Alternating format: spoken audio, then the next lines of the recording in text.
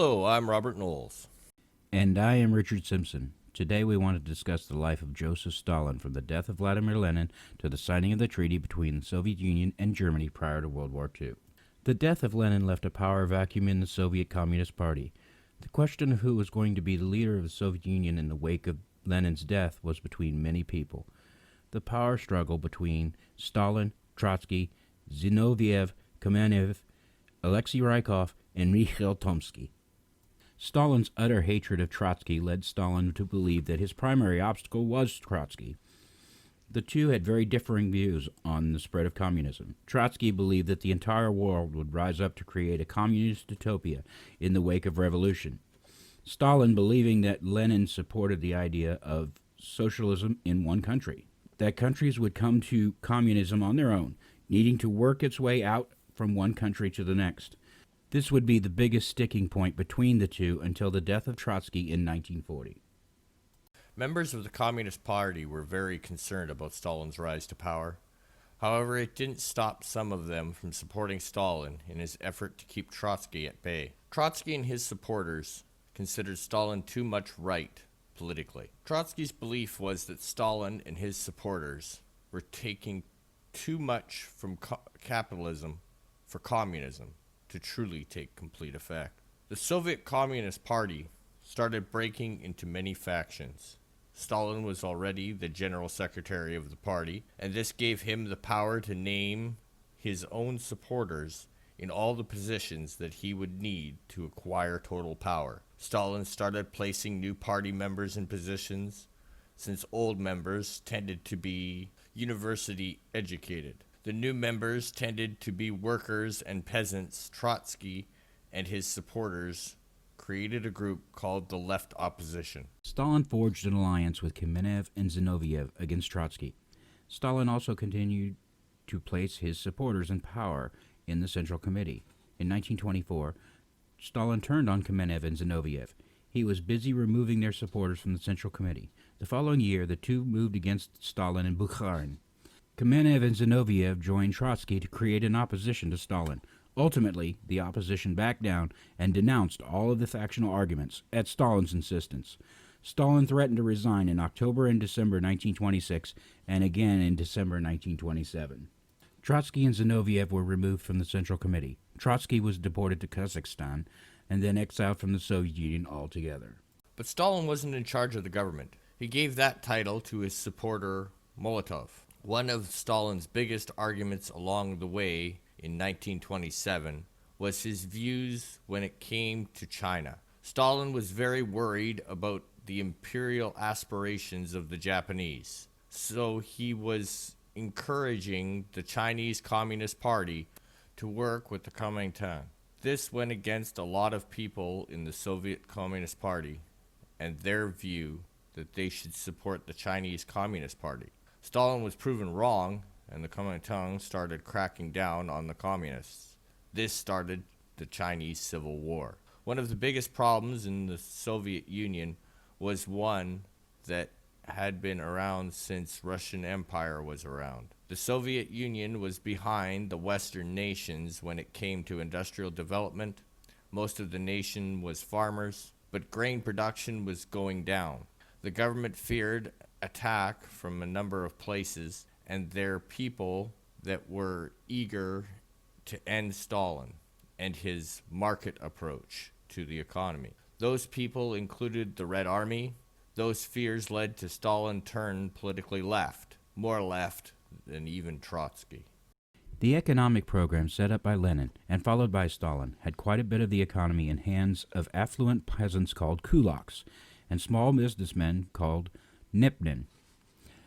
Stalin accused the kulaks of hoarding grain. Teams spread out across the country to confiscate grain, causing violence between peasantry and the teams. Some in the Central Committee were horrified at what was happening to the peasants and the grain. Stalin had taken upon himself to remove the kulaks from the Soviet landscape. The kulaks were arrested, deported to other parts of the country, or placed in concentration camps and their grain confiscated. Many didn't live to see the exile or the camps.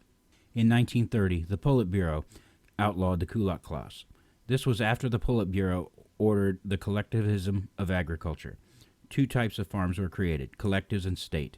Kulaks were outlawed from joining these collectives. Armed uprisings were popping up all over the country, being put down by the Red Army. Stalin published his opinion that collectivism was voluntary and blaming the violence on local officials. Bukharin was against these types of activities. Stalin had removed Bukharin from the Central Committee. Stalin was on the front of a class war. Stalin warned about the evils of the political right, even those in the Communist Party. Show trials started in 1928 when several middle-class industrial specialists were convicted of sabotage. A cultural revolution was on the horizon, something that Stalin wanted. He encouraged the creation of a culture for the masses. Schools, newspapers, and libraries were springing up all over the Soviet Union. He encouraged patronage for many science that he saw as promoting his interpretation of Marxism, even if that science was rejected by majority of experts. Part of this cultural revolution was encouraging conservative social policies to promote social discipline, the recriminalization of homosexuality, and restrictions on abortion and divorce. Stalin's family life went downhill. His son, Yakov, failed at trying to commit suicide. After watching her husband flirt with other women, Stalin's wife, Nadia, shot and killed herself. Officially, she died of appendicitis, but Stalin, according to his friend's observation, got emotionally harder after Nadia's suicide. But Stalin's government would face major problems at home. Famine, which some people consider encouraged by the government, started riots throughout the Soviet Union, especially in places like Ukraine. This went hand in hand with the increase in sentences when it came to crimes against the people and the state. Stealing a handful of grain could be considered a capital offense.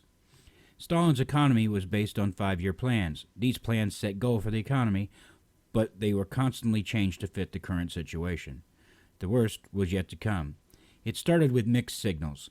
In 1933, prisoners of minor offenses were released, and security forces were told to stop mass deportations. But the assassination of Sergei Kirov changed Stalin's outlook on life. This would begin the Great Terror, with mass deportations and executions of political enemies and others that Stalin deemed problematic. Foreign policy seemed to be a bit confused at the time. Stalin admired the way that the new leader of Germany removed his political enemies on the night of the Long Knives. He also knew that the new government of Germany could not be trusted. Stalin tried to improve relations with the Western democracies to form a front against fascism. He signed mutual assistance treaties with France and Czechoslovakia. Soviet and German troops would fight on opposite sides of the Spanish Civil War. Representation at home got extremely bad, as Stalin's political opponents and anyone that could be considered as such were arrested and either exiled or executed.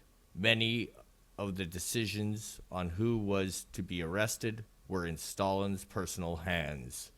The terror would be a blow to the communists globally, as those that supported the idea of communism were not at all thrilled with the types of brutality set forth by his NKVD thugs.